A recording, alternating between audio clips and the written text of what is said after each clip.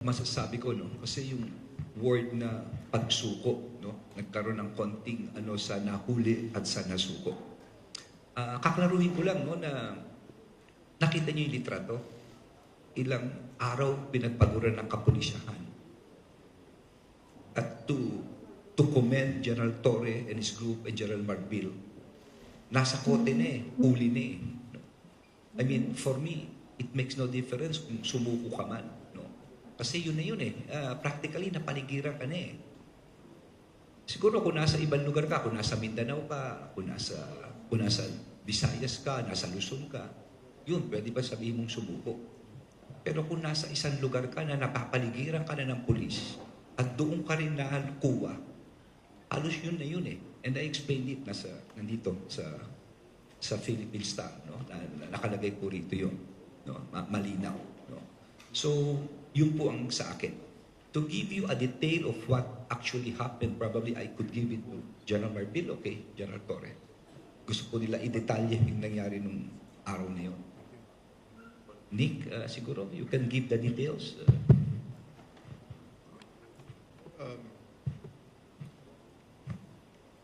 As the Secretary have said, yung pagsuko, formality na lang yun because at the end of the day, whether he likes it or not, the end result will ultimately be the same. So maybe he just chose the path na feeling niya ay mas magaan para sa kanya. And on our part naman, mas gusto naman natin na wala nang masaktan pang additional. So, our 1 p.m. assault deadline ay in-extend ko ng konti.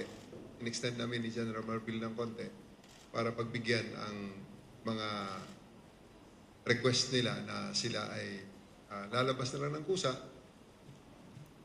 Kaya nakita naman namin na lalabas nga naman, mga kondisyon nila ay tinignan naman namin na doable. So, pinagbigyan na lang para to save blood, tears, and sweat. Further blood, tears, and sweat dahil napakarami na for the past 2 weeks na talagang ang hirap na ating mga kapulisan. So, ang ending na lang namin is, sige, gusto nyo sumakay sa aeroplano, pasasakay namin kayo sa isang government plane papuntang Manila. So, that's what happened.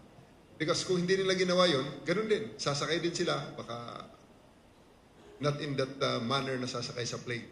But they really have no options whatsoever.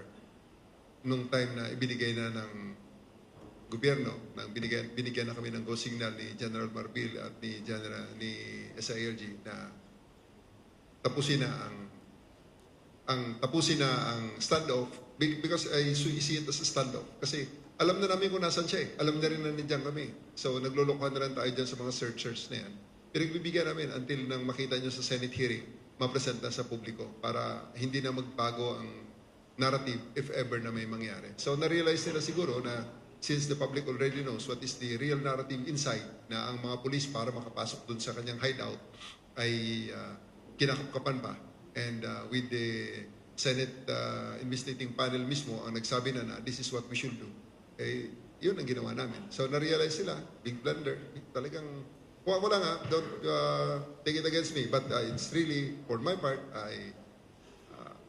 talagang inihulog na siya ng ating, on my part, talagang mahal kami ng Panginoon. Kaming mga pulis ay mahal ng Diyos. Hindi na nagkaroon ng ganung kaguluhan pa na mag-endanger pa sa maraming mga tao. Na-resolve ito on our favor.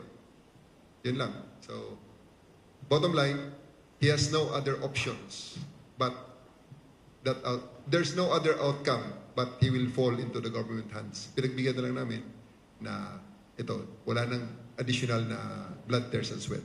Thank you. That's how it works, no? Alam mo, ganito po yung nangyari na yan eh. Ang nangyari po, maraming times sa kami, it's a deception game kasi 80% when we started yung yung intelligence na paano papasukin, paano gagawin, that's on August 24. Alam na namin nandun. Meron kami, ang laki ng possibility is about 80 to 90% because yung intelligence mo andito, we were monitoring. Then when we entered ang August 24, of course, nandito yan. Yung unang lugar na dapat puntahan, wala. So, ang rami. So, tuloy-tuloy pa rin, but we can see na niloko kami. Ang nangyayari doon sa loob, hindi kami pinapayagan. Hindi kami pwede pumasok sa mga ibang lugar. Then we have to, kung malapit na kami doon sa lugar, tatawag na naman yung attorney niya na sasabihin, sige, mag-surrender, may surrender filler. Up to the time talaga, paulit-ulit yan. And, tas they file a case, then of course, nahanahabol kasi namin yan. Dapat, why August 24? Because we know, on September 1, that's a 1 week, that's a KOJC celebration. And that's yun ang pinakamagiging problema namin. Once pumasok ang tao dyan, and we are 80% sure na nandun yung tao, baka hindi natin makita, maitakas sa ulan. Talagang tatakas talaga nila. That's the problem na nagkaka-problema kami. Itatakas talaga lang. Kaya, you know what happened September 1? I will not go into details. Alam niyo ba bakit? May pumasok doon, may kanon. And sabi ko kay Nick, i-monitor mo yan. Baka malusotan tayo dyan. So, paulit-ulit yun. Then, up to the time na we got a breakthrough, na hindi na namin that was Friday, na we are so sure na nandito sa lugar na yon. Alam na namin eh. Sabi ni Nick Seca, we will put a pressure and then give them 24 hours. And tama si Nick, we will assault ang That's the last term na pinaalam ni General Torres sa akin, sir, permission to assault yung building na. Sabi ko, sige, let us make sure kasi marami buhay ang mamamatay dito. And sabi nga during the Senate hearing, sabi po ng one of the senators na paano yung mga bata ni Pastor Tibulo may mga barel. And since sinabi mo yan, alam na namin, dinagdagan mo na nandun talaga. And lalo kami na-convince na nandun talaga siya. Kasi hindi ka makakalabas doon eh. How we lock door, yung place na yun, hindi ka makakalabas sa rami namin security. We put 2 directorates there to make sure na talagang gwardyado ay as General Alinsangan na ang trabaho mo lang is really to make sure na yung KOJC nakalock in. Walang papasok, walang lalabas na hindi namin alam. Then, of course, nandun po yung sa intelligence namin to really gather the people, talk to these people kung sino magsusurrender. Kaya nga yung last week, Sunday, may 2 nagsurrender pa eh. Kaya nga sabi ko kay General Torre, tignan mo baka may mga kaso pa tayo ma-file against these people. Kasi may mga tao pa doon eh. Remember, General Torre mentioned about 3 or 4 days before this act on the bago surrender that they so many kids. Marami pa nakikita eh. So since marami kami nakikita, may mga butas kami na hindi pa namin nakikita. May mga lugar na hindi pa namin nakikita. Of course, if you'll see, we use mga different equipments. We use yung ground penetrating radar. We use a sonar. Up to now, of course, we know meron pa mga hiding place. Kaya since nakikita niya na at napipin down siya, pin down talaga yun eh. It has nothing to, wala na siya pupuntahan.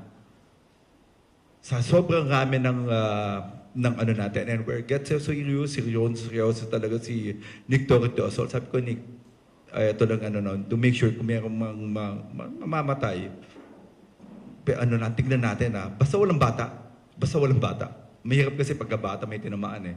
Iba na istorya na to. Kahit na maganda yung operations mo, pag kami namatay ni Inocente, it will go the line. And the guidance for President is to make sure that we follow yung human rights. Yun yung kailangan namin. So sabi ko, we have to inform yung na talagang itong guidance ng Presidente natin, human rights. Preserve human life ang natin. So yun na po. Ito po yung katotohanan. It's a game of deception. It took us about 16 days but at the end of the day, with of course yung guidance sa SLG, you have to inform SALG. Anong sabi lang namin sa SALG, talaga it's a really good, it's a real pressure sa atin na talagang, make or break it. But we're so sure. Sabi ko nga, before we enter that, we are 80% nandun talaga siya. 80% from the time that we monitor ng June, from the time we started there, yung June 10, alam na namin doon. And there's no movement, pinag-aaralan po ng intelligence natin. What makes us harder is yung buhay lang talaga ng tao. What will happen pag kami tinamaan? So, eto na po. And we're so happy talagang ang galing po ng Philippine National. Of course, the President's well-informed. kung ano po yung nangyayari and ang guidance talaga niya to make sure talaga na ma-implement to. Walang above the law. Yun lang po yung gusto natin. So, yun na po. Maraming salamat po.